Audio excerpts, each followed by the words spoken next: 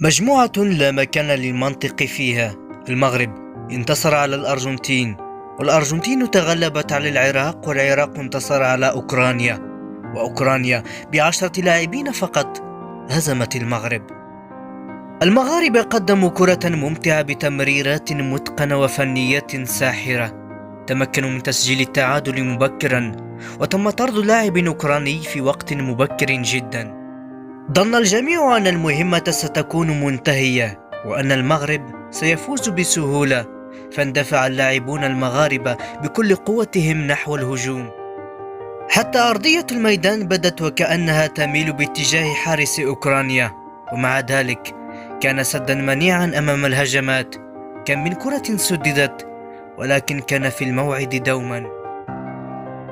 في المقابل قامت أوكرانيا بهجمة مرتدة واحدة في الشوط الثاني وفي وقت قاتل، وكأن الكرة غازلتهم، فسجلوا هدفا في مرمى منير، هدف أحيا أملهم وترك المغاربة في حيرة من أمرهم.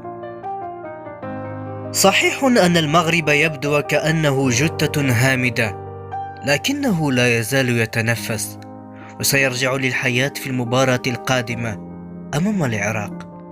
مباراة أسود الرافدين وأسود الأطلس تعيدنا 20 عاما إلى الوراء، عندما انتصر المغرب على العراق في أثينا. ترى هل سيتمكن أسود الرافدين من الثأر لهزيمتهم، أم أن الهزيمة ستتكرر لتصبح هزيمتين؟ إلى اللقاء أصدقائي، لا تنسوا دعم القناة بالاشتراك فيها، وأهم شيء فعلوا الجرس ليصلكم كل الفيديوهات الجديدة من تقارير وقصص كروية. إلى اللقاء في الفيديو القادم إن شاء الله.